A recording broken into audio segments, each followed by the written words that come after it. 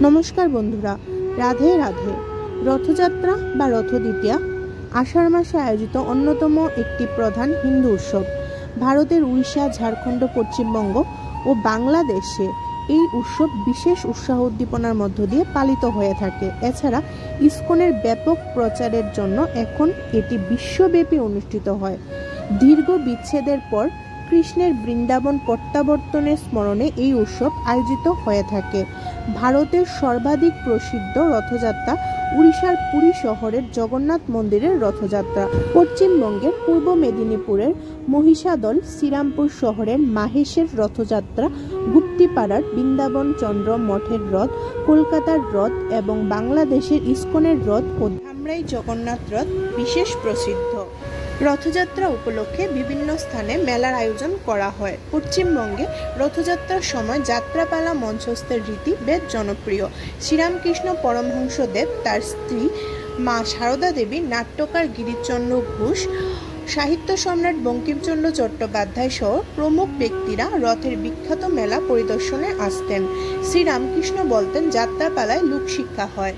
রথযাত্রা দুটি সংস্কৃত শব্দ থেকে উদ্ভূত হয়েছে।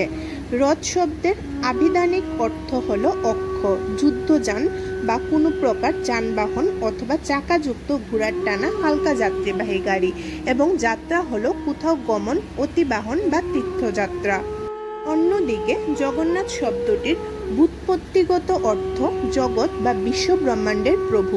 জগন্নাথ কথাটি তৎপুরুষ সমাস। এটি জগৎ ও নাথ শব্দের সংমিশ্রণে ঘটিত। যেমন জগৎ, যার মূল ধাতু গম অর্থাৎ যা কিছু চলে, এবং নাথ অর্থাৎ প্রভু বা আশ্রয় শব্দটির সংমিশ্রণে ঘটিত। সুতরাং জগন্নাথ অর্থ যিনি এই বিশ্ব ব্রহ্মাণ্ডের আশ্রয়, চলমান জগতের আশ্রয়দাতা অর্থাৎ প্রভু। ব্রহ্মাণ্ড পুরাণ অনুযায়ী কৃষ্ণ তার ভক্ত রাজা ইন্দ্রদ্যুম্ন সম্মুখে আবির্ভূত হয়ে পুরীর সমুদ্র তটে ভেসে আসা একটি কাষ্ঠখণ্ড দিয়ে তার মূর্তি নির্মাণের আদেশ দেন। মূর্তি নির্মাণের জন্য রাজা একজন উপযুক্ত কাষ্ঠশিল্পীর সন্ধান করতে থাকেন। তখন এক রহস্যময় বৃদ্ধ ব্রাহ্মণ কাষ্ঠশিল্পী তার সম্মুখে এসে উপস্থিত হন এবং মূর্তি নির্মাণের জন্য কয়েকদিন সময় চেয়ে নেন।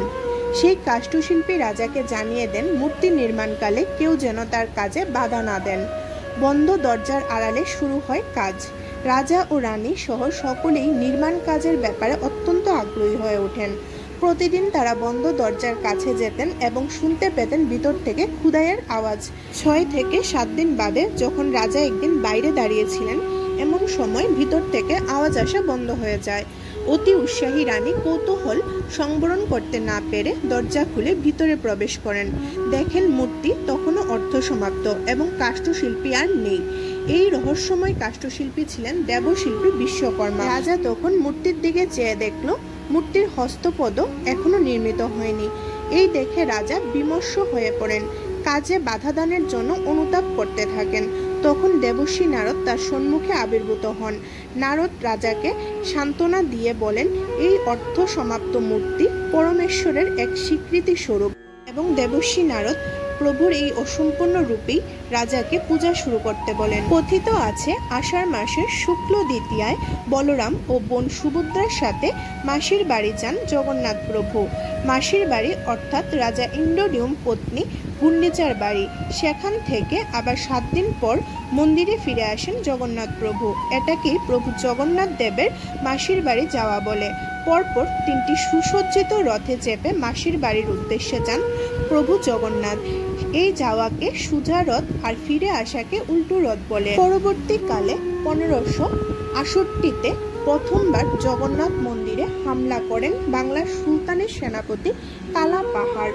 ফলে ওই বছর থেকে প্রায় 9 বছর অর্থাৎ 1577 পর্যন্ত বন্ধ ছিল রথযাত্রা উৎসব। রথযাত্রার দিন পুরীর জগন্নাথ মন্দির সহ বিশ্বের বিভিন্ন মন্দিরে প্রভু জগন্নাথ, প্রভু বলরাম ও দেবী সুভদ্রার মূর্তি মন্দিরের বাইরে সর্বসমক্ষে বাহির করা হয়। তারপর 3টি সুসজ্জিত রথে করে আবার কোনো কোনো স্থলে একটি সুসজ্জিত সুবৃহৎ রথে বসিয়ে দেবতাদের পূজা সম্পূর্ণপূর্বক রথ টানা হয়। পুরীতে রথ টানতে প্রতি বছর লক্ষাধিক পুণ্যার্থীর সমাগম হয়। এখানে 3 দেবতাকে দেবী গুন্ডিচা মন্দিরে প্রভু জগন্নাথ দেবের মাসির বাড়ি নিয়ে যাওয়া হয়। পুরীতে বছরে এই একদিনই অহিন্দু ও বিদেশিদের মন্দির চত্বরে এসে দেব দর্শনের অনুমতি দেওয়া হয়। পুরীতে যে রথগুলি নির্মিত হয় তাদের উচ্চতা ৪৫ ফুট। বিভিন্ন জাতীয় ও আন্তর্জাতিক টেলিভিশন চ্যানেলে এই রথযাত্রা সরাসরি সম্প্রচারিত হয়। উড়িষ্যা রাজ্যের পুরীতে অনুষ্ঠিত হওয়া রথযাত্রা বিশ্বের বৃহত্তম এবং সর্বাধিক পরিদর্শন করা রথযাত্রা। প্রতি বছর প্রচুর ভিড় আকর্ষণ করে। হিন্দু পঞ্জিকা অনুসারে ২০২৪ সালের প্রভু জগন্নাথ দেবের রথযাত্রা ৭ জুলাই রবিবার অনুষ্ঠিত হবে।